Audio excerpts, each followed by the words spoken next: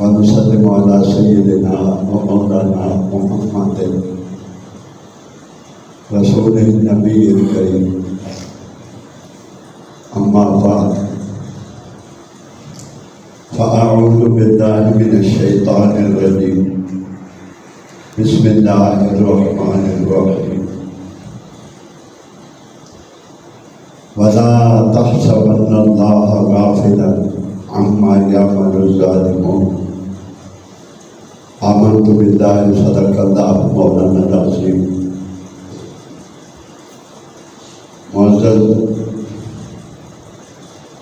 اور نہایت محترم بزرگوں اور نیک دوستوں بھائیوں، اللہ رب العزت کا شکر کہ اس نے اپنے محبوب صلی اللہ علیہ وآلہ وسلم کے نالین پاک دے صدقے سانو اج محرم الحرام کا پہلا جمعہ نصیب فرمایا اور اپنے گھر سے حاضری کی توفیق عطا فرمائی۔ قرآن مجید فرقان حمید کی آیہ کریمہ تلاوت کی تھی۔ فرمایا اللہ رب العزت نے کہ یہ ظالم وَلَا تَحْسَبَنَّ اللَّهَ غَافِلًا عَمَّا يَعْمَلُ الظَّالِمُونَ، یہ ظالم جو کچھ کرتے اللہ کو اس سے بے خبر نہ سمجھو، اس سے غافل نہ سمجھو۔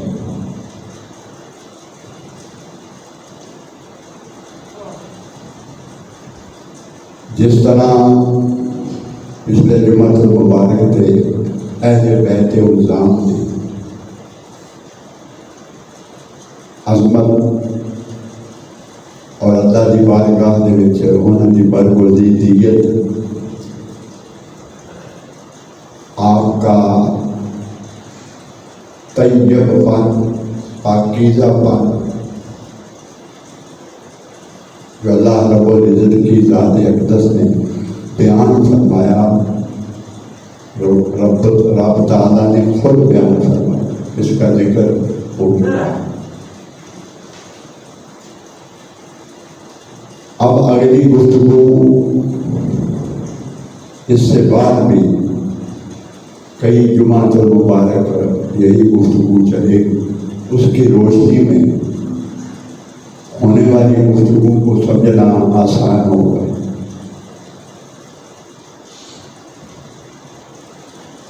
آقا دو جہاں صلی اللہ علیہ وآلہ وسلم تشریف فرما تھے،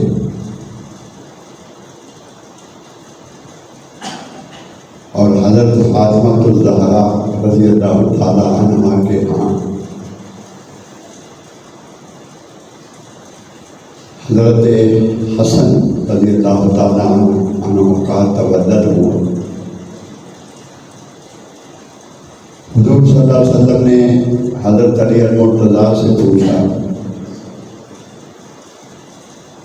کہ علی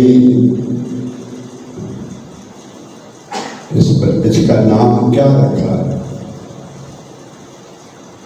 یا رسول اللہ آپ ہی بہتر جانتے ہیں، میں نے اس کا نام حرب رکھا۔ حرب مانا جنگ۔ حضرت علی المرتضیٰ کے بہادر تھے، بہت زیادہ بہادر تھے، اس لیے اس نام کو پسند فرمایا۔ آقا دو جہاں صلی اللہ علیہ وآلہ وسلم نے فرمایا نہیں، بل ہوا حسن، اس کا نام حسن ہوگا، رکھا گیا۔ جب حضرت حسین رضی اللہ تعالیٰ عنہ کی پیدائش باسعادت ہوئی تو پھر حضور صلی اللہ علیہ وسلم نے فرمایا علی اس کا نام کیا رکھا؟ مختلف یہاں روایات ہیں. کل میں ایک روایت پڑھ رہا تھا کہ حضرت سلیمان علیہ السلام کے ساتھ آتے شبر اور شبیر، ان کے نام پر ان ناموں کو رکھا گیا. حضور صلی اللہ علیہ وسلم نے یہاں یہ فرمایا کہ مجھے اللہ کے حکم کا انتظار ہے، مجھے اللہ کے حکم کا انتظار ہے. پھر فرمایا حکم آ گیا، وہی آ گئی. جبریل نے مشورہ دیا کہ اے محبوب صلی اللہ علیہ وسلم، اللہ رب العزت کی بارگاہ سے میں حاضر ہوا ہوں کہ حضرت سلیمان علیہ السلام کے دو بیٹے شبر اور شبیر، اس کے نام پر ان کا نام شبیر رکھا. تو حضرت حسین اور شبیر، اس کا مطلب یہ حسین رکھا گیا. اب اگر اس کی تفسیر میں جائے تو وقت صرف ہو جائے گا زیادہ.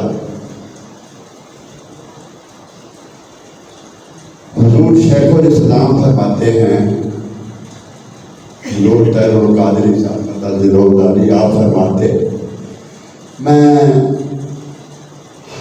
حیران ہوتا تھا ان ناموں کو دیکھ کر، سوچتا تھا کہ شبر اور شبیر،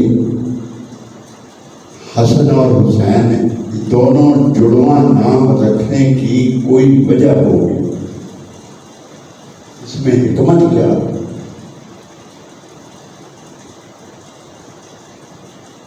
فرماتے ہیں میں سوچتا رہا سال میں میرے ذہن سے یہ بات نہیں ہوئی. فرماتے ہیں ایک دن میں عربی لغت کی پرانی کتاب، عربی لغت کی وہ پڑھ رہا تھا، تو اس میں وہ باب آ گیا شبر اور شبیر کا. فرماتے ہیں میں اس لغت میں اس کو دیکھا تو اس کا جب مطلب پڑھا تو دونوں کا نام شبر اور شبیر یعنی حرب، دونوں ملا کر حسن اور حسین یعنی حرب تو علی کے نے رکھا تھا، دونوں نام ملا دیے جائیں تو اس کا مطلب معنی بنتا ہے کہ جنگ کا حسین انجام. حرب یعنی جنگ کا حسین انجام، شہادت کا حسین انجام. شبر اور شبیر دونوں ملائے جائیں، دونوں مل جائیں تو اس کا معنی ہے شہادت کا حسین انجام. فرماتے ہیں پھر مجھے سمجھ آئی کہ شبر اور شبیر رکھنے میں حکمت کیا تھا. حضور نے فرمایا مجھے اللہ کے حکم کا انتظار، اور یہ نام غزل الغزلات حضرت سلیمان علیہ السلام پر نازل ہونے والی کتاب، اس میں بھی اس کی تفصیل موجود ہے. اور نہج البلاغہ شیعہ کی معتبر کتاب نہج البلاغہ، اس میں بھی اس کا ذکر موجود ہے. اور پرانی لغت کی کتاب نے یہ ثابت کیا کہ یہ عقدہ کھلا کہ اس کا مطلب یہ تھا کہ شہادت کا حسین انجام. اے علی تم حرب نام رکھتے ہو، اللہ نے ان کا نام حرب کا حسین انجام، دونوں مل جائیں تو شہادت کا حسین انجام کرتا ہے. تو پہلے میں نے عرض کی کہ حضور صلی اللہ علیہ وسلم تشریف فرما تھے، تو جب حضرت دنیا میں شہادتیں بہت ہوئی، کروڑوں، لاکھوں نہیں کروڑوں، 1,20,000 پیغمبروں کے زمانوں میں اور آقا جہاں صلی اللہ علیہ وسلم کی امت میں. لیکن جتنا شہرت، جتنا تمام حضرت حسین رضی اللہ تعالیٰ عنہ کی شہادت کو ملا، اتنا از اول تا آخر کسی شہید کو نہیں ملا، کسی شہادت کو یہ اتنا نہیں ملا، اتنا دوام میں ملا۔ اس قدر کثرت کے سے اس کا ذکر نہیں کیا تھا۔ دنیا میں اس قدر کوئی شہادت مشہور، کوئی شہید مشہور نہیں ہوا۔ اس کی مختلف وجوہات ہیں کہ آقا دو جہاں صلی اللہ علیہ وآلہ وسلم نے فرمایا، میں حسین سے ہوں، حسین مجھ سے، میں حسین سے ہوں، حسین مجھ سے۔ اور آقا دو جہاں صلی اللہ علیہ وآلہ وسلم نے دونوں شہزادے ان کی شہادت کی خبر پیدائش کے وقت سے ہی دے دی۔ ایک کی شہادت سری ہوگی اور ایک کی شہادت جہری ہوگی۔ حضرت حسین رضی اللہ تعالیٰ عنہ شہید ہوئے، آپ کو زہر دیا گیا۔ حضرت امام حسین رضی اللہ تعالیٰ عنہ کی شہادت کو آقا دو جہاں صلی اللہ علیہ وسلم نے بیان فرما دیا پیدائش کے وقت سے ہی لے کر جس دن آپ کی پیدائش ہوئی۔ حضرت سلمہ راوی، حضرت فضل، حضرت عبداللہ بن عباس کی ماں حضرت عباس رضی اللہ تعالیٰ عنہ کی اہلیہ مطالعہ، آپ کی زوجہ مطالعہ حضرت فضل، حضور صلی اللہ علیہ وسلم کی چچی، حسین کو اٹھایا اور آقا دو جہاں کی گود میں لا کر رکھ دیا، آپ کی گود میں انہیں بٹھا دیا۔ حضور صلی اللہ علیہ وسلم نے گود میں لیا اور پھر چوما، لعاب دہن آپ کے منہ میں لگایا، اور آپ ایک کان میں اذان کہی، دوسرے میں تکبیر کہی۔ ابھی یہ لمحے بیتے تھے، ابھی یہی کچھ ہو رہا تھا۔ جب دیکھا گیا تو حضور صلی اللہ علیہ وسلم کی جسمان مقدسہ میں آنسو، جب حضور صلی اللہ علیہ وسلم کو اس قدر روتے دیکھا تو حضرت فاطمہ الزہرا نے عرض کی، حضرت فضل نے عرض کی، اور دیگر جو پاس تھے انہوں نے عرض کی، حضور یہ تو بڑی خوشی کا مقام، اور آپ کی جسمان مقدس میں یہ آنسو کیسے؟ یہ خوش ہونے کا مقام ہے، رونے کا نہیں۔ فرمایا مجھے ابھی ایک لمحہ قبل مجھے خبر دی گئی ہے، جبریل آئے، انہوں نے مجھے خبر دی ہے کہ حضور آپ کے اس شہزادے کو آپ کی حیات کے بعد آپ کی امت کے لوگ بے دردی سے شہید کر دیں گے، قتل کر دیں گے، بھوکے پیاسے کو قتل کر دیا جائے گا، اور جس میدان میں قتل کیا جائے گا اس میدان کا نام کربلا ہو۔ یہ بات، اس بات کو یاد رکھیں، یہ ایک حدیث، اس کا نام کربلا ہو۔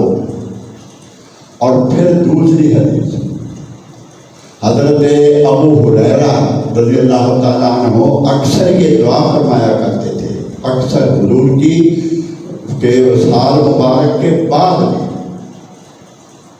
کہ یا اللہ سن 61 ہجری کے انجام سے میں جو کچھ ہوگا اس سے میں تیری پناہ مانگتا ہوں، اس سے پہلے مجھے دنیا سے اٹھا دینا۔ جب اکثر دعا کرتے تھے تو آپ سے پوچھا صحابہ نے اس کی وجہ کیا، ابو ہریرہ اس کی وجہ کیا؟ فرمایا حضور صلی اللہ علیہ وسلم یہ اکثر فرمایا کرتے کہ میں سن 61 ہجری کے انتہا سے اور 62 ہجری کے آغاز سے اللہ کی پناہ مانگتا. اور جب حضور صلی اللہ علیہ وسلم کی بارگاہ میں یہ عرض کیا گیا کہ اس کی وجہ کیا ہے، تو آقا دو جہاں صلی اللہ علیہ وسلم نے فرمایا کہ اس سن میں کم عمر چھوکرے ہوں گے جو برسر اقتدار آ جائے.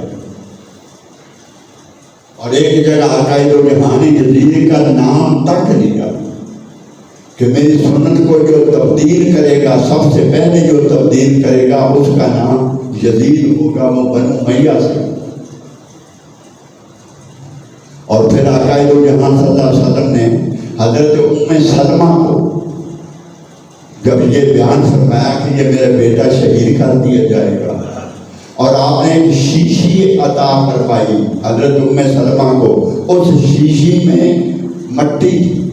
جبریل امین نے ہاتھ مارا اور فرمایا، عرض کی یا رسول اللہ یہ اس میدان کی مٹی ہے جس میدان میں حضرت حسین کو شہید کر دیا جائے گا. یہ اس میدان کی مٹی، اس کا نام کربلا ہوگا، اس میدان کا نام کربلا ہوگا. یہ سب کچھ حضرت حسین رضی اللہ تعالیٰ عنہ کی ولادت کے وقت سب کو پتا تھا، ہر چھوٹے بڑے کو پتا تھا. اور بطور خاص آقا دو جہاں نے وہ مٹی حضرت ام سلمہ کو عطا کہ اسے سنبھال کے رکھنا، جب میرا بیٹا حسین شہید ہوگا تو یہ مٹی خون بن جائے گی. اور آقا دو جہاں صلی اللہ علیہ وسلم کی ذات اقدس کے ساتھ محبت کرنے والوں، حضور کے عاشقوں، یہ بات غور سے سنو اور یاد رکھنے والی، بطور ثبوت یہ بات یاد رکھنے والی ہے کہ حضور نے بطور خاص وہ مٹی فاطمہ کو نہیں عطا کی. حضرت فاطمہ تو زہرا کو عطا نہیں کی، حضرت علی المرتضیٰ کو عطا نہیں. بطور خاص حضرت ام سلمہ کو عطا فرمائی. ازواج مطہرات دیگر بھی تھیں، انہیں نہیں عطا. تو جس وقت حضرت حسین رضی اللہ تعالیٰ عنہ کی شہادت ہوئی، ماں سوائے آقا دو جہاں کے خاندان میں، ماں سوائے ام سلمہ کے کوئی زندہ نہ تھا، صرف حضرت ام سلمہ زندہ تھی. ان کی غلام، ان کی کنیز حضرت ام المومنین ام سلمہ کی جو کنیز تھی، ان کا نام بھی ام سلمہ تھا. وہ حضرت حسن بصری کی والدہ، وہ حسن بصری کی والدہ تھی. اور انہیں ایک سعادت بھی نصیب ہوئی، ایک سعادت اور بھی انہیں نصیب ہوئی، اس پہ بیان کرنے کا یہ وقت نہیں ہے. تو وہ بیان کرتے ہیں جو آپ کی کنیز تھی ام سلمہ. ام المومنین کا مطلب جو حضور کی زوجہ مطہرہ ام سلمہ ہے، ان کی کنیز تھی، ان کا نام بھی ام سلمہ تھا. تو آپ کے بیٹے ہیں حضرت حسن بصری رضی اللہ تعالیٰ، جنہوں نے براہ راست فیض صحابہ کرام سے پایا، کئی صحابہ سے انہوں نے فیض پایا. اور حضرت حسن بصری وہ خوش قسمت ہیں کہ بعض دفعہ گھر کا کام کاج، ان کی ماں جو کہ حضرت ام سلمہ کی کنیز تھی، گھر کا کام کاج کرتے وقت جب وہ رو پڑتے، حسن بصری رو پڑتے، گود میں تھے، تو حضرت ام المومنین ام سلمہ انہیں اٹھاتی، اسے میں بہلاتی ہوں تو کام کر، تو اپنا اس کے منہ میں ڈالتے ہیں. یعنی حضرت حسن بصری کو یہ سعادت بھی نصیب ہے کہ ام المومنین حضرت ام سلمہ کا دودھ بھی انہوں نے پیا ہے. بے شک دودھ اس وقت نہ تھا، صرف دودھ منہ میں ڈالا جاتا. تو حسن بصری کو یہ سعادت بھی نصیب ہے. وہ بیان کرتے ہیں، آپ کی کنیز ام سلمہ بیان کرتے ہیں کہ جس میں ایک دن آئی، حضرت ام سلمہ رو رہی تھی، آپ رو رہی تھی. میں نے رونے کی وجہ پوچھی. رونے کی وجہ پوچھی تو آپ نے روتے ہوئے فرمایا بدبختوں نے حسین کو شہید کر دیا.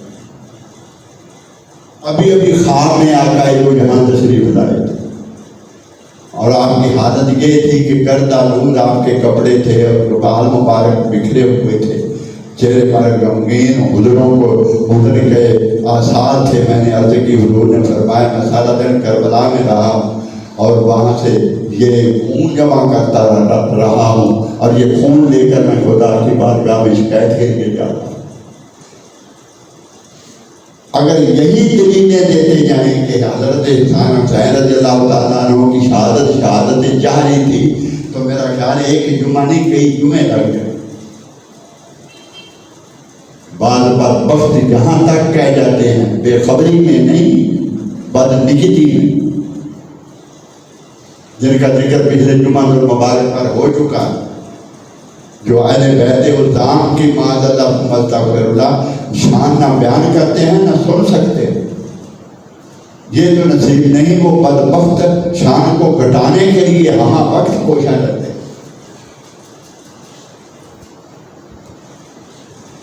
اس دور میں کتنے صحابہ کا بھی سینکڑوں صحابہ دیتا تھا جنہوں نے یہ سب کچھ سنا ہوا تھا کہ حضرت حسین شہید ہوں گے اور خدا مقام پر شہید ہوں گے, اور جس میدان میں شہید ہو کیا جائے گا اس کا نام کربلا ہوگا. سینکڑوں صحابہ کا نام ہو. حضرت عبداللہ بن عباس رضی اللہ تعالیٰ عنہ جنہیں آقا دو جہاں صلی اللہ علیہ وسلم جبریل امین نے جنہیں ترجمان قرآن کا خطاب دیا,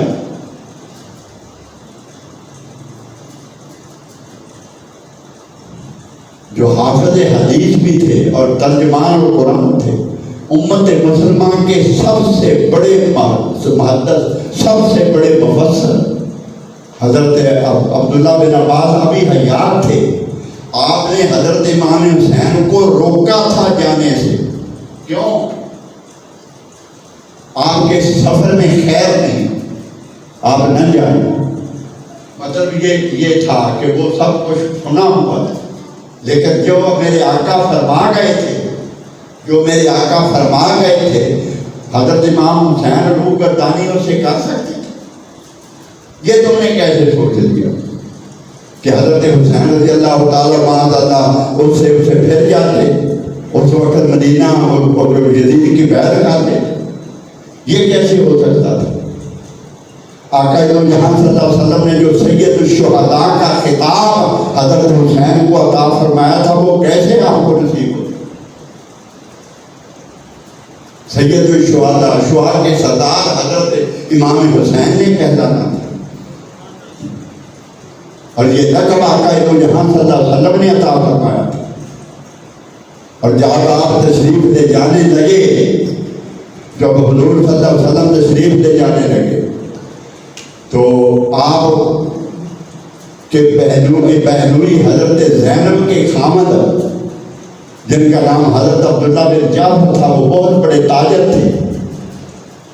وہ یزیدی گورنر, مکے کے گورنر سے ملے جا رہے کہ حسین ان دنوں مکہ چھوڑ کے اس وجہ سے جا رہے کہ یہ جدید فوج بھیج کر مجھے گرفتار کرنے کی کوشش کرے گا اور میں گرفتار ہونا نہیں چاہتا.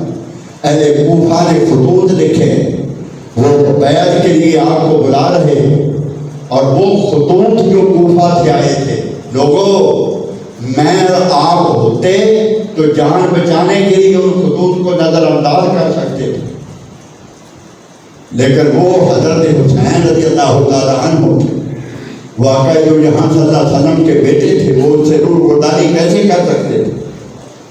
ان خطوط کے مضامین ایسے تھے کہ پڑھ کر حضرت امام حسین رضی اللہ تعالیٰ عنہ جانے پہ مجبور ہو گئے.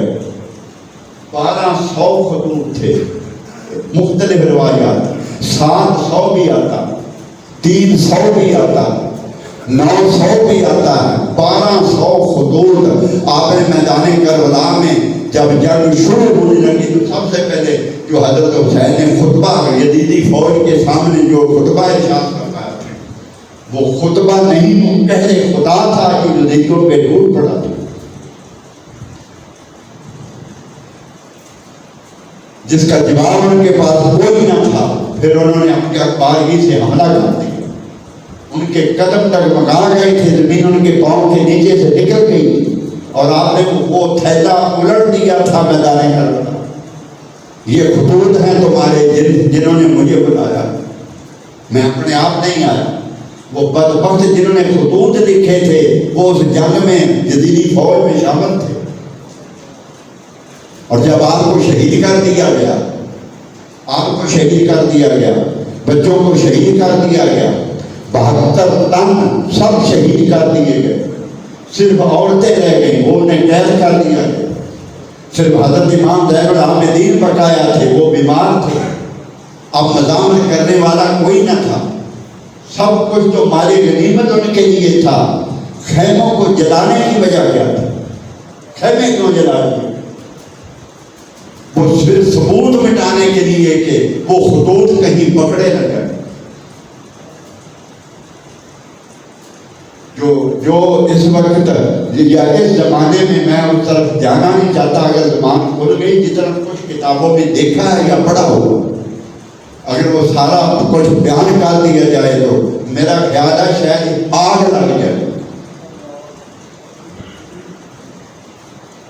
حضرت ابو ہریرہ رضی اللہ تعالیٰ عنہ نے فرمایا، جو کچھ میں نے حضور صلی اللہ علیہ وسلم سے سنا ہے، حضرت ابو ہریرہ اپنے اس دور میں فرماتے ہیں، آپ نے صحابہ کی مجلس میں ایک دفعہ فرمایا کہ جتنا کچھ میں نے آقا کو جہاں سے سنا ہے، اگر میں سارا بیان کر لوں تو میرا یہ نرخرا کاٹ دیا جائے، مجھے قتل کر دیا جائے۔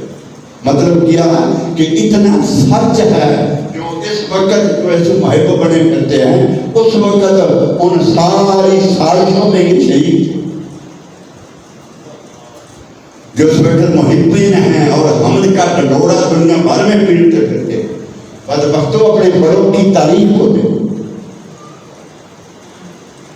تمہیں اس ہستی کو مکے میں نہیں بیٹھنے دیا، تم نے اس ہستی کو مدینے میں آرام نہیں کرنے دیا، تم نے حضرت علی المرتضیٰ کے محبین ہونے کا دعویٰ کیا، تم نے ان کی محبت کا دم بھرا، انہیں کوفے میں بلایا، اپنا خلیفہ بنایا، اور بدبختوں تم نے دھوکے سے حضرت علی المرتضیٰ کو شہید کر دیا۔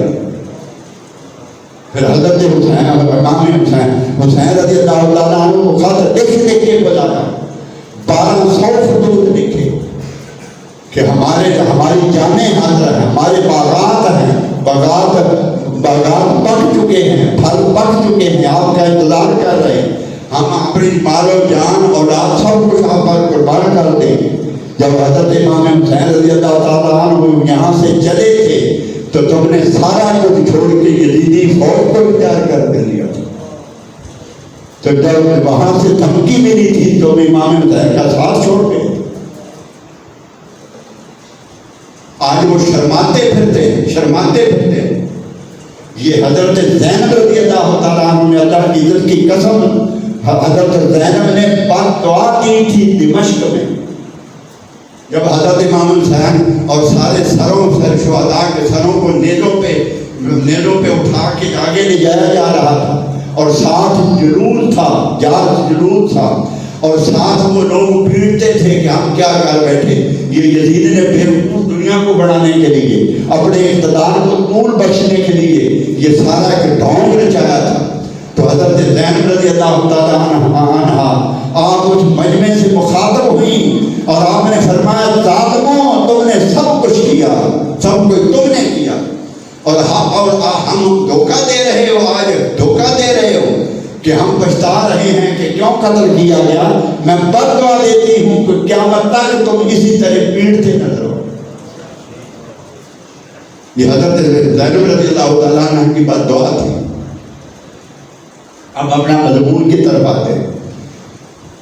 حضرت عبداللہ بن جعفر نے حضرت امام حسین جب مکے سے کوفے کے لیے روانہ ہو گئے، اس سے پہلے حضرت مسلم بن عقیل کو بھیجا گیا۔ مسلم بن عقیل نے یہ طے پایا کہ میں مسلم بن عقیل کو سب سے پہلے بھیج رہا ہوں، یہ وہاں کی اطلاع، وہاں کے حالات دیکھیں، لوگوں کی محبت دیکھیں، لوگوں کا جوش و خروش دیکھیں، محبین کی تعداد دیکھیں، وہاں کا سب کچھ دیکھ کر جب مجھے اگر لکھیں گے مجھے تو پھر میں بھی آ جاؤں۔ آپ نے خط لکھا، حضرت مسلم بن عقیل کو لکھا۔ حضرت مسلم بن عقیل، میں وہ بات کر رہا تھا کہ حضرت امام حسین کو کیا حکم تھا، کس چیز نے پیچھے مڑنے دی؟ لوگ سوال کرتے ہیں کہ حضرت امام حسین کو سب روکتے تھے، آپ پیچھے نہیں ہٹے۔ وہ جو کتاب ہے نا بدنام زمانہ رشید ابن رشید، یہ بدبخت جنہیں حقیقت کا علم نہیں، یہ بار بار حوالہ دیتے ہیں کہ حضرت امام حسین معاذ اللہ ثم استغفر اللہ ثم استغفر اللہ ثم استغفر اللہ، ضدی تھے، آپ کو روکا کیا مگر آپ رکے؟ بدبختوں کو کیسے روکتے؟ عبداللہ بن جعفر سے پوچھو، حضرت زینب کے جو خامد تھے، انہوں نے گورنر مکہ سے امان کا، حضرت امام حسین کو امان دینے کا وعدہ دیا۔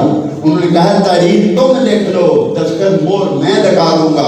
جو چاہا عبداللہ بن جعفر نے لکھا، اس نے مور لگا دی کہ حسین واپس تشریف لے آئیں، نہ آپ کو گرفتار کیا جائے گا، نہ آپ کو ملک بدر کیا جائے گا، نہ آپ کو مجبور کیا جائے گا، نہ بیعت کے لیے مجبور کیا جائے گا، آپ واپس تشریف لے آئیں۔ یہ حضرت عبداللہ بن جعفر وہ خط لے کر اپنے بچوں کو بھیجا پیچھے، محمد اور ابراہیم، ان کو خط دے کر بھیجا، اور اس خط میں یہ لکھا کہ یہ امان کا وعدہ ہے، آپ خدا کے لیے آگے نہ جائیں، اور ان کے پیچھے میں آ رہا ہوں۔ پھر انہوں نے آ کے ملاقات کی حضرت حسین رضی اللہ تعالیٰ عنہ سے، اور آپ نے جواب دیا کہ میں نے خواب میں اپنے نانا کو دیکھا، رات میں نے خواب میں حضور صلی اللہ علیہ وسلم کو، آپ کے دیدار مجھے ہوا، انہوں نے ایک کام میرے ذمہ لگایا، میں جب تک اسے مکمل نہیں کر لوں گا میں واپس نہیں آؤں۔ وہ کام کیا ہے؟ وہ عبداللہ بن جعفر نے پوچھا وہ کام کیا ہے؟ آپ نے فرمایا مرتے دم تک میں کسی کو نہیں بتاؤں۔ حضور نے میرے ذمہ کام کیا لگایا؟ کام کیا تھا؟ بیٹا حسین وہ وقت آ گیا جس کے لیے تم نے تیار کی ہے، وہ وقت آ گیا، جنت کے شہیدوں کے سرداروں کا تم لقب پانے والے ہو، وہ وقت آ گیا۔ میرے بیٹے صابر رہنا، صبر کا دامن ہاتھ سے نہیں چھوڑنا۔ حضرت علی المرتضیٰ رضی اللہ تعالیٰ عنہ جب جنگ صفین میں تشریف لے گئے، جو حضرت امیر معاویہ کے ساتھ صفین میں جنگ ہوئی، اس جنگ میں حضرت حسین ساتھ تھے حضرت علی المرتضیٰ، اور جب واپس لشکر واپس آ رہا، جب نینوا کے مقام پر پہنچے، صرف شہادتین اٹھا کے دیکھو، البدایہ والنہایہ اٹھا کے دیکھو، تاریخ الخلفاء اٹھا کے دیکھو،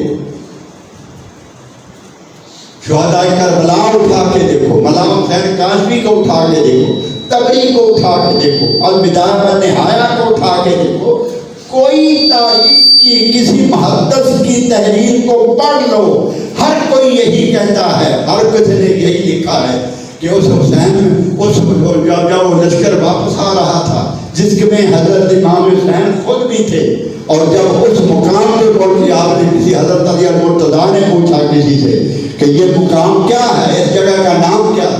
انہوں نے کہا اس کا نام اسے کربلا کہتے ہیں۔ حضرت علی المرتضیٰ نے کافرے کو روک دیا، رک جاؤ، سب کھڑے ہو جاؤ، آپ کجاوے کے اوپر کھڑے ہو گئے۔ حضرت علی المرتضیٰ کجاوے کے اوپر کھڑے ہو گئے، لوگ متوجہ ہو گئے کہ یہ کچھ کہنا چاہتے ہیں، آپ کو خطاب فرمانا چاہتے ہیں۔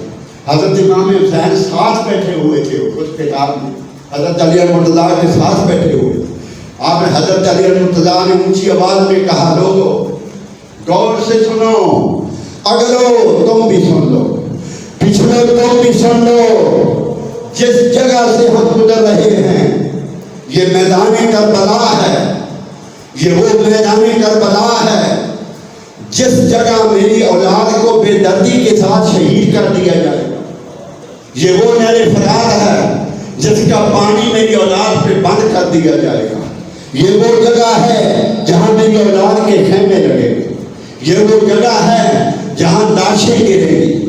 یہ وہ جگہ ہے، یہ نہر فرات کا پانی میری اولاد کے لیے بند کر دیا جائے گا، اور سب کو 72 تنوں کو شہید کر دیا جائے گا.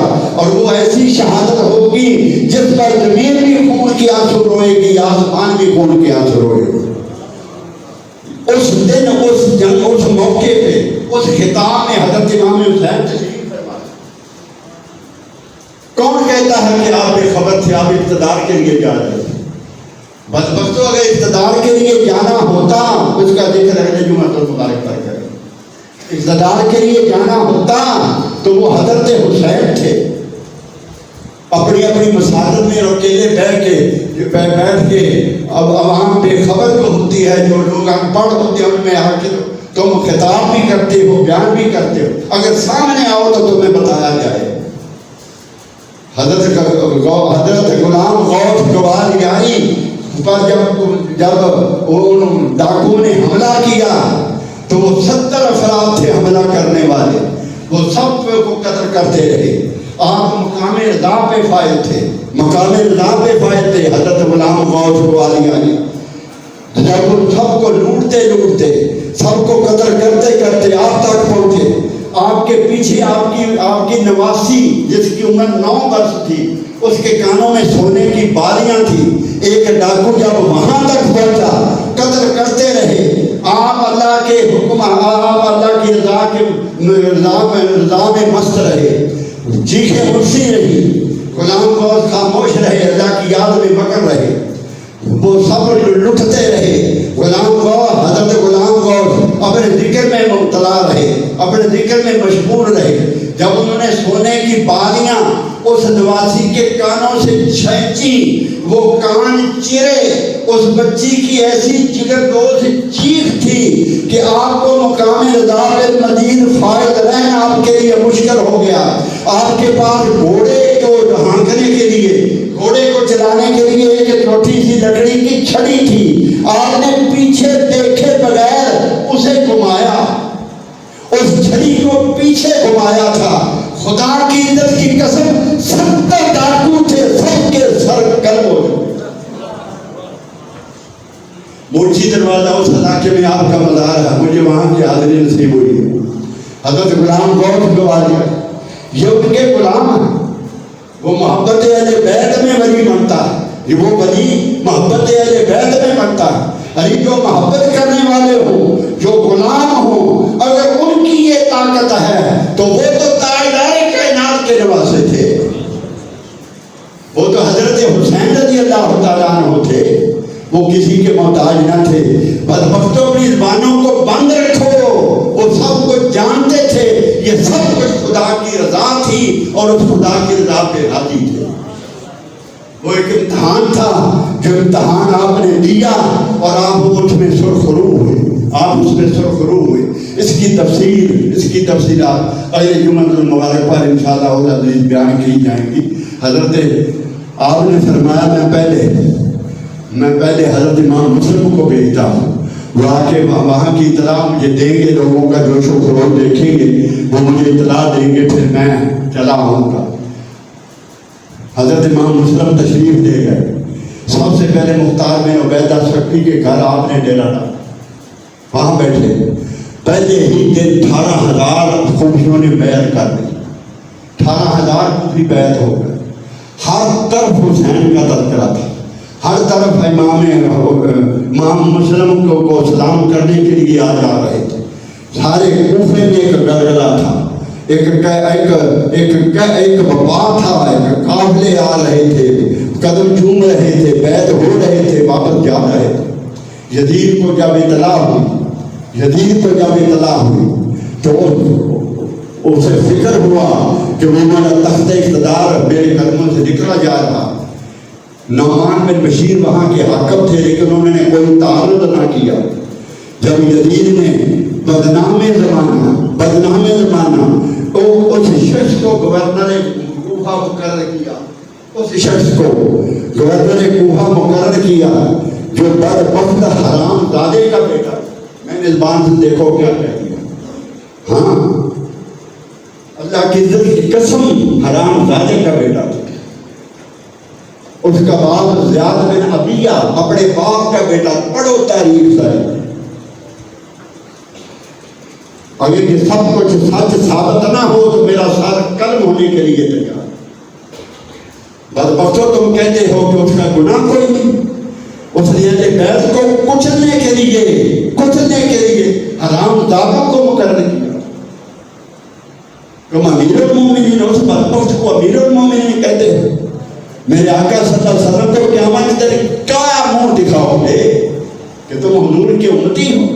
یہ حضور کی آل ہے، یہ حضور کی اولاد کے دشمن، حضور کی اولاد پہ پانی بند کرنے والے، حضور صلی اللہ علیہ وسلم کے اس باغ نبوی کے پھولوں کو، انکھلے پھولوں کو کچلنے اور مسلنے والے، ان کے لیے نہر فرات کے پانی کو بند کرنے والے، پانی کو ترسا کر، پانی سے ترسا کر اور بھوکے مارنے والے، شہید کرنے والے، ان کے سروں کو نیزوں پہ اٹھانے والے. بدبختو تمہارے نزدیک وہ امیر المومنین ہے، وہ رضی اللہ تعالیٰ عنہ، اور کہتے ہو کہ ہم حضور کے امتی. لعنت ہے ان امتیوں پر. کچھ شرم کرو، میرے آقا کو کیا منہ دکھاؤ. خدا کی عزت کی قسم، میں پچھلے جمعہ میں مبارک بار بھی کیا کہا تھا، عرض کیا تھا کہ اہل بیت کی محبت کا نام ہی ایمان ہے. ایمان صرف اہل محبت کی، اہل بیت کی محبت کا نام ہے. اگر محبت ہے تو ایمان ہے، اگر محبت نہیں تو خدا کی قسم کچھ بھی نہیں. میرے آقا نے فرمایا من صلی وسلم بارک اللہ عز و جل وهو مؤمن علی محمد صلی اللہ علیہ وسلم دخل النار. یہ سب کچھ بیان ہو چکا تھا پچھلی جمعہ میں مبارک باد. حضرت امام مسلم بن عقیل مختار بن عبیدہ سکھی کے گھر رہے اور اس ظالم کو جب مقرر کیا، میں تفصیل ساری تفصیلات چھوڑ رہا ہوں. وہ کوفے آ گیا، بھیس بدل کر وہ آ گیا. لوگوں نے سمجھا امام حسین آ گئے. وہ راستے میں انتظار میں بیٹھے ہوئے، ہزاروں کی تعداد میں انتظار میں، جو رستہ مدینے سے آتا تھا اس وہاں میں منتظر تھے. اس بدبخت نے نقاب کر لیا اور کپڑا ہو لیا اپنے جسم پر، منہ ننگا نہیں کر کے نہ کیا تھا، چھپا لیا تھا. لوگوں نے سمجھا امام حسین آ گیا. لوگ حسین زندہ باد، اہل بیت زندہ باد کے نعرے لگاتے ہوئے کوفے میں داخل ہوئے.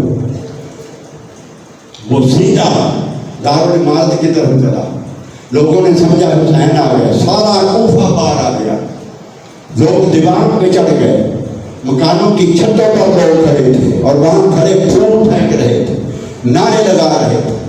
آپ دارالعمارت کے دروازے پہ پہنچے تو وہاں کا گورنر نعمان بن بشیر جو محب اہل بیت، وہ اوپر چڑھا، ڈیوٹی کے اوپر چڑھ کے اس نے کہا کہ اے نواسہ رسول، میں آپ کو خدا کا واسطہ دیتا ہوں، نہ میں آپ کے ساتھ لڑوں گا اور نہ آپ کے لیے دروازہ کھولوں گا.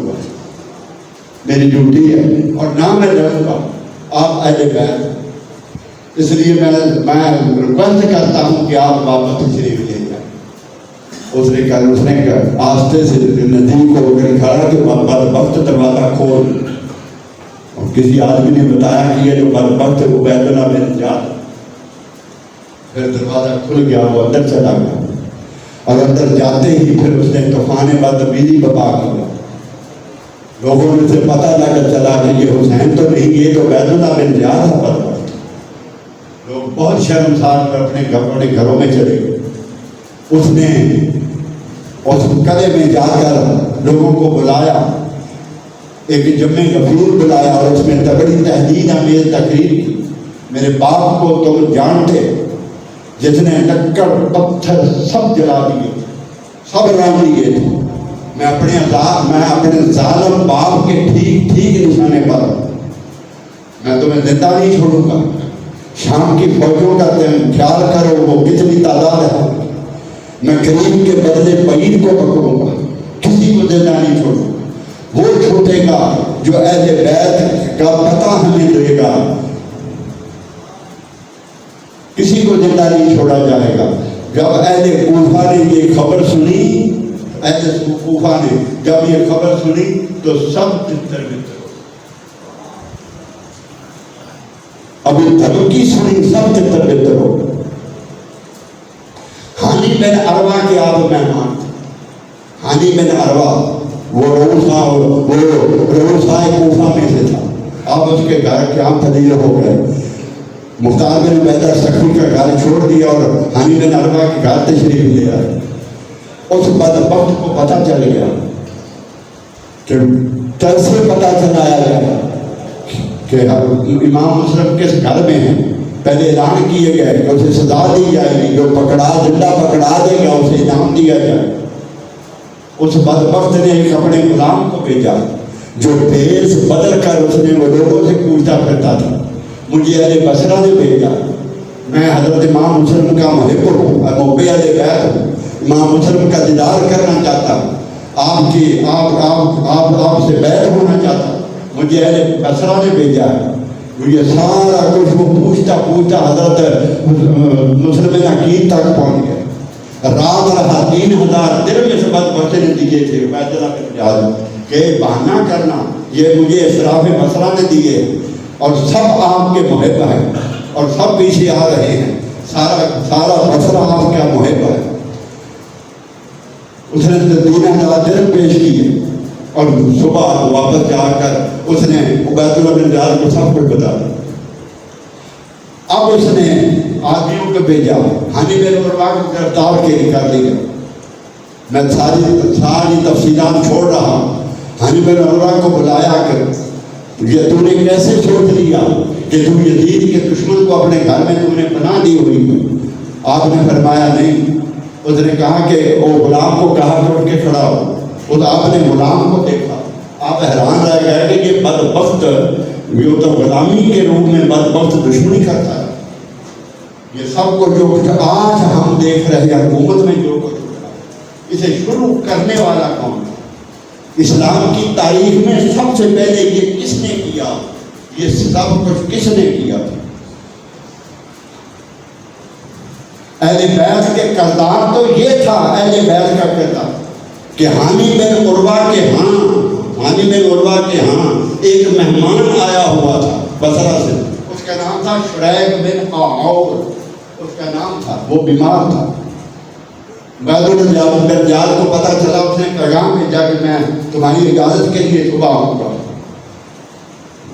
تو شریک بن آعور نے حضرت امام مسلم سے فرمایا کہ تم اس طرح کرو، اس پردے کے پیچھے چھپ جاؤ، جب وہ وقت آئے گا میرے پاس بیٹھ جائے گا.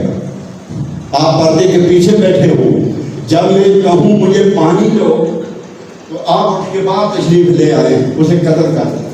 یہ سارا فتنہ ختم ہو جائے. حضرت امام مسلم پردے کے پیچھے بیٹھ گئے لیکن بار بار پانی وہ مانگتا رہا. آپ نہ اٹھے. اس کے غلام کو پتہ چل گیا کہ یہ سازش ہو رہی ہے. اسے اٹھا کے باہر لے گیا اور کہنے لگا امین تیرے قدر کی سازش ہو رہی تھی، میں تو اس لیے آپ کو وہاں سے نکال کے لایا. تو شریک بن آعور نے حضرت مسلم سے پوچھا تو آپ کو کس چیز نے روکا؟ یہ اہل بیت ہیں، اہل بیت کسی خطرے کے وقت بھی اپنا دامن ہائے داغدار نہیں ہونے دی، ایک قدم بھی غیر شرعی نہیں اٹھایا. میرے آقا صلی اللہ علیہ وسلم کے فرمان کے مطابق زندگی کا ایک ہی لمحہ گزارا، اس حال میں بھی اپنی جانیں دے دی لیکن شریعت کا دامن ہاتھ سے نہیں چھوڑا. شریک نے پوچھا کہ آپ کو کس چیز نے روکا تھا؟ فرمایا 2 چیزوں نے. ایک تو ہانی کو پسند نہیں کہ اس کے گھر میں عبید اللہ بن زیاد کا قتل ہو. دوسرا حضور صلی اللہ علیہ وسلم نے فرمایا دھوکے سے کسی کو قتل نہیں کرتے، دھوکے سے کسی کو قتل نہیں کرتے. یہ میرے آقا کا فرمان. اگر اس دن کو اس بدبخت کو قتل کر دیا جاتا تو کوئی مقابلہ کرنے والا تھا؟ کوئی مقابلہ کرنے والا رہتا؟ لیکن یہ کون ہے؟ میرے آقا کے نواز ہے. یہ حضرت مسلم بن عقیل ہے. یہ حضرت مسلم بن عقیل ہے. بالآخر حضرت مسلم بن عقیل کو گرفتار کر کے شہید کر دیا گیا. آپ کے 2 بیٹے تھے، محمد اور ابراہیم. ایک کی عمر 9 سال، دوسرے کی 11 سال، یا ایک کی عمر 7 سال، دوسرے کی 9 سال، لگ بھگ اتنی عمر. آپ نے انہیں جب ہانی بن عروہ کے ہاتھ سے نکال کر قاضی شریح کے ہاں چھوڑا ہے، انہیں وہاں پر بٹھایا کہ بیٹا آپ یہاں آرام کرو، میں ہانی کو چھڑانے کے لیے جنگ میں جا رہا ہوں۔ تو جب آپ حضرت مسلم بن عقیل کو شہید کر دیا گیا تو ہانی بن عروہ قاضی شریح نے ان بچوں کے سروں پہ ہاتھ پھیرا، انہیں چومنے لگے، گود میں بٹھایا۔ وہ بچے تو آقا دو جہاں صلی اللہ علیہ وسلم کے خاندان سے تھے، اتنے میں سمجھ تو نہ تھے۔ انہوں نے عرض کی چچا ایسے یتیموں سے پیار کیا جاتا ہے جیسے آپ ہم سے کر رہے ہیں، کہیں ہمارے باپ شہید تو نہیں ہو گئے؟ قاضی شریح سے رہا نہ گیا، آنکھوں میں آنسو آئے اور عرض کی بیٹا تمہارے ابا شہید ہو چکے ہیں، اب تم صبر سے کام لے۔ وہ بچے تھے وہ رونے لگے، انہیں صبر کی تلقین دلائی۔ اب قاضی شریح نے کہا کہ میں مزید آپ کو یہاں ٹھہرا نہیں سکتا، میری طاقت نہیں کہ میں آپ کو چھپا بھی نہیں سکتا، میری طاقت نہیں کہ میں چھپا سکوں، میری طاقت نہیں کہ میں آپ کو بچا سکوں، میری اپنی جان حاضر ہے، اگر میں مر جاؤں شہید ہو جاؤں آپ بچ جائیں تو میں جان دینے کے لیے بھی تیار ہوں، لیکن میرے مرنے سے بھی آپ بچ نہیں سکے۔ اس لیے آج شام کو قافلہ مدینہ کو جا رہا، اپنے بیٹے اس نے اسد کو بلایا، ان بچوں کو لے اور دروازہ اراکین سے قافلہ مدینہ کو تجارتی جا رہا۔ اس قافلے کے ساتھ ان بچوں کو ملا اور کسی محب اہل بیت سے کہنا ان بچوں کو وہاں مدینہ جا کے چھوڑ دے، اور اے بچوں نانا کے روزے پہ جانا اور میرا جا کے سلام عرض کرنا اور عرض کرنا آقا اس سے زیادہ طاقت نہ تھی کہ میں آپ کی حفاظت کر سکوں، میری اس خدمت کو قبول فرمائیں۔ وہ بہو گیا ان بچوں کو لے کر، مغرب کے بعد جب دروازہ اراکین پر پہنچا تو شومی قسمت، جو قسمت میں لکھا تھا وہ ہونے والا تھا، قافلہ جا چکا تھا۔ اس اسد نے بچوں سے کہا کہ یہ گرد اڑتی جا رہی ہے، دوڑو اور اس قافلے کے ساتھ مل جاؤ۔ وہ بچے دوڑنے لگے، وہ قافلہ تھا، وہ قافلے کا چلنا تھا، یہ بچوں کا دوڑنا تھا۔ یہ پھول کب اس طرح دوڑنے کے عادی تھے پتھروں پر، یہ ننگے پاؤں کب دوڑنے کے عادی تھے؟ انہوں نے بڑی بڑی سیڑھیوں پہ، پھولوں کی سیڑھیوں پہ کھیلنا سیکھا تھا۔ بچے دوڑ پڑے، ساری رات دوڑتے رہے، تھوڑی دور گئے تو وہ گردنی آنکھوں سے اجڑ ہو گئی۔ اب وہ بچے چلتے رہے، ساری رات چلتے رہے، وہ صحرا تھا راستہ بھول گئے۔ جب صبح ہوئی ساری رات چلتے رہے، چھوٹے بھائی نے اس کے پاؤں میں کانٹا چبھ گیا، وہ نکالنا چاہتا تھا، بڑا آگے کھینچتا تھا۔ اسی طرح کرتے کرتے رات بھر چلتے رہے، جب صبح ہوئی تو دیکھ کے چیخ پڑے کہ کوفے کے آس پاس ہی پھیر رہے۔ وہ دن کو کھجور کے تنے میں چھپ گئے، ایک چشمے کے کنارے ایک تنے میں چھپ گئے کہ دن کو یہاں گزارتے ہیں، رات کو پھر سفر شروع کریں، رات کو پھر سفر شروع کریں۔ وہ بچے اس طرح گئے، وہ اس طرح جب اس نے وہ بچے گرفتار بھی ایک دفعہ ہو گئے۔ جیل کا داروغہ جس کا نام مشکور تھا، اس نے ان بچوں کو رات کے وقت جیل سے نکالا اور ایک انگوٹھی دی۔ اس وقت میں نے عرض کی کہ جو کچھ قسمت میں لکھا تھا وہ تو ہونے والا تھا، لیکن جس نے مدد کی بس اتنی ہی کی۔ یہ قربانی کسی نے نہیں دی کہ بچوں کو ساتھ لے کے سواری میں بٹھا کے خود نکل جائے، ان بچوں کو مدینے پہنچا دے، یہ کسی نے نہ کیا۔ اس نے بھی ایسے ہی چھوڑ دیا، یہ گرد پر اٹھ رہی ہے، جب جاؤ ان کے ساتھ مل جاؤ۔ اس مشکور نے بھی انگوٹھی دی کہ جاؤ، قادسیہ کا جو جیل کا داروغہ ہے وہ میرا بھائی ہے، یہ انگوٹھی اسے دکھانا، وہ تمہیں مدینہ پہنچا دے۔ انہیں کیا پتا قادسیہ کدھر ہے؟ انگوٹھی انہیں جو بات تھی وہ رات کے وقت دوڑنے لگے۔ جب صبح ہوئی تو اسی طرح کوفے کے قریب تھے، اور پھر وہ اس تلے میں چھپ گئے۔ ایک عورت پانی لینے آئی، اس نے عکس دیکھا اور خوبصورت چاند جیسے بچوں کو دیکھا۔ بیٹا تم کون ہو؟ آئے ہائے ہائے، وہ جھوٹ تو بولنے کی عادی نہ تھے۔ انہوں نے پوچھا تم ہماری دشمن ہے یا اہل بیت کی محب ہے؟ اس نے کہا میں تو قلیل ہوں، البتہ میری جو مالکہ ہے اہل بیت کی محب ہے، چلو میں آپ کو ان کے پاس لے چلوں۔ وہ گھر لے آئی، وہ محب اہل بیت تھی۔ وہ اٹھی، جب اسے پتہ چلا کہ مسلم بن عقیل کے بچے، وہ بچوں کو اندر لے گئے، اس نے نہلایا، کپڑے دھوئے، انہیں پہنایا، انہیں کھلایا، انہیں پلایا، سر کو تیل لگایا، چومتی رہی، خدمت کرتی رہی۔ اسی حال میں اس رات ہو گئی، ان بچوں کو علیحدہ کمرے میں سلا دیا، لیکن اس بچے کا اس عورت کا جو خامد تھا بدبخت، وہ رات کو جب اب گھر آیا تو اس نے پوچھا اتنی دیر سے کیوں آئے؟ اس نے کہا کہ میں نے زیادہ مسلم کے بچے اس طرح فرار ہو گئے، عبید اللہ بن زیاد نے انعام مقرر کیا جو انہیں گرفتار کر کے لائے، اور جو پناہ دے گا اسے قتل کر دیا جائے۔ میں اس انعام کے لالچ میں سارا دن میں بھی ڈھونڈتا رہا، اسی تلاش میں میرا گھوڑا بھی مر گیا۔ اس نے کہا خدا کے بندے تمہیں اس بچوں کے کیا کام؟ وہ اہل بیت ہیں، وہ نبی کے نواسے ہیں۔ تو نے سنا نہیں کہ قرآن میں اللہ پاک نے فرمایا انما یرید اللہ لیذھب عنکم الرجس، وہ کہنے لگا اپنی زبان باندھ رکھ، کھانا دا، اگر ہے تو مجھے دے، میں تو کھا کے سو جاؤں۔ جب آدھی رات ہوئی وہ عورت کانپ رہی تھی، کبھی اندر جاتی کبھی باہر جاتی۔ جب آدھی رات ہوئی تو بڑے بھائی نے چھوٹے کو اٹھایا اور کہا کہ بھائی اٹھ، ہمارا وقت آ گیا، اب ہمارا آخری وقت آ گیا۔ کیا ہوا؟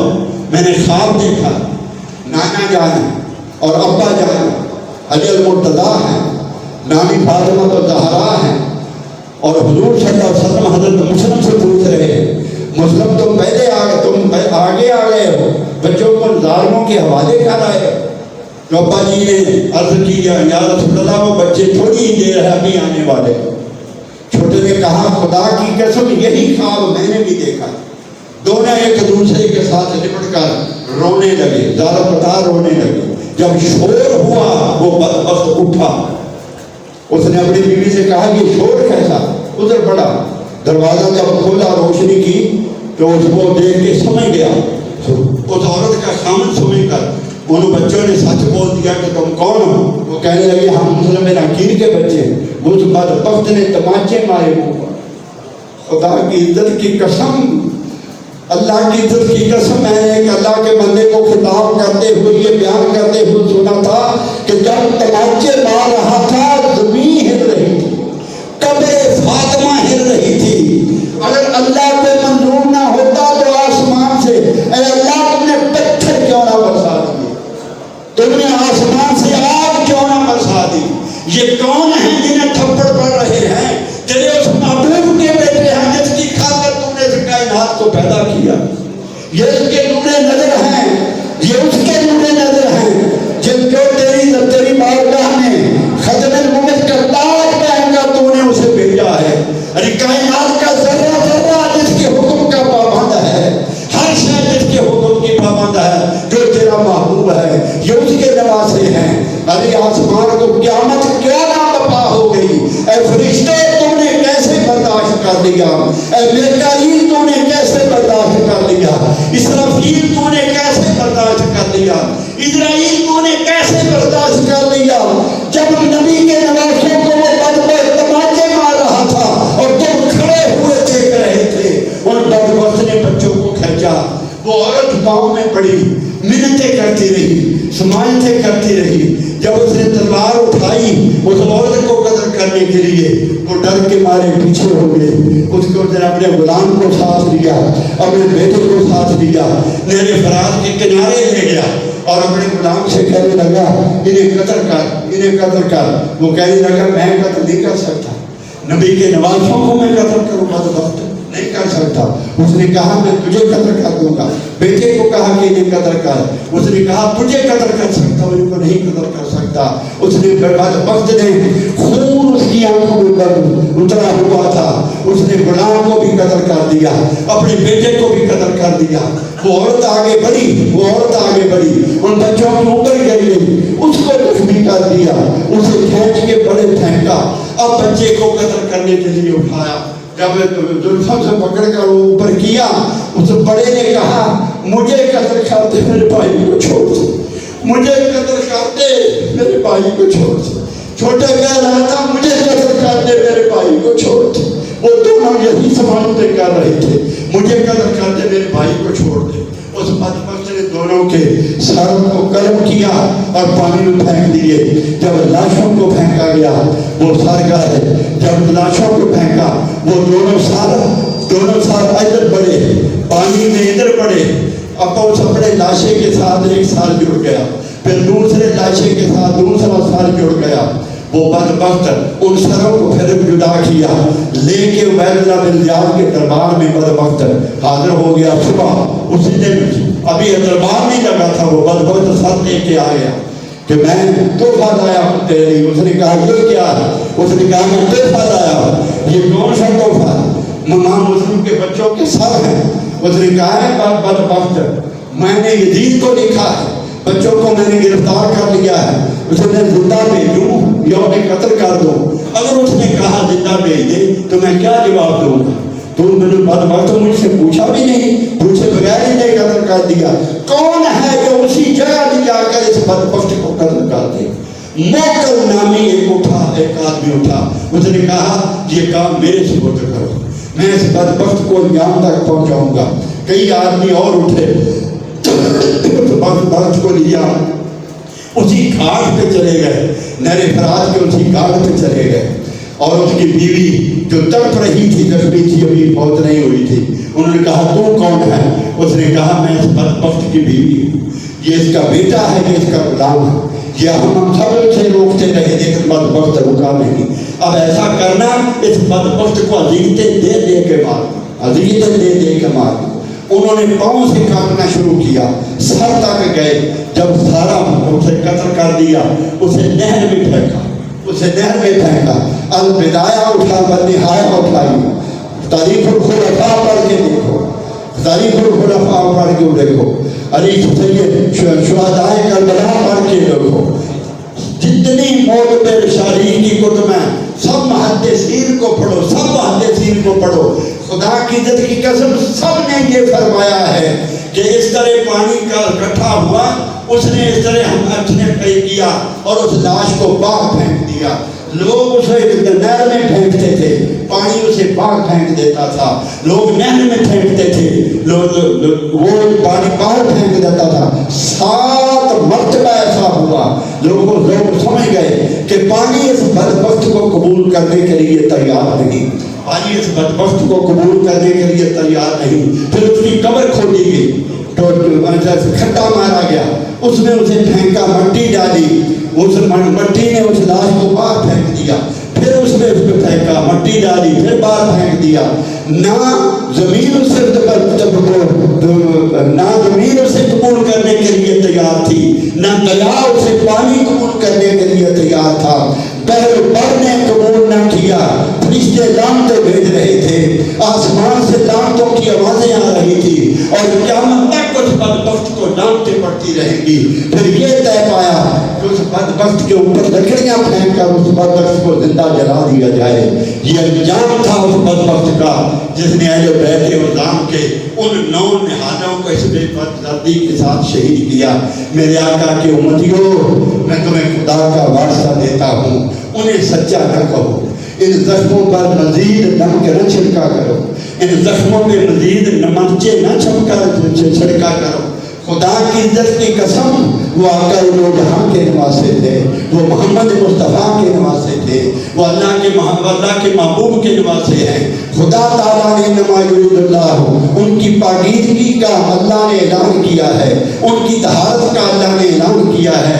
जिस दिन में अहले बैत की मोहब्बत होगी वो सीधा जन्नत में जाएगा। जन्नत के दरवाजे पर नमाजियों, अपनी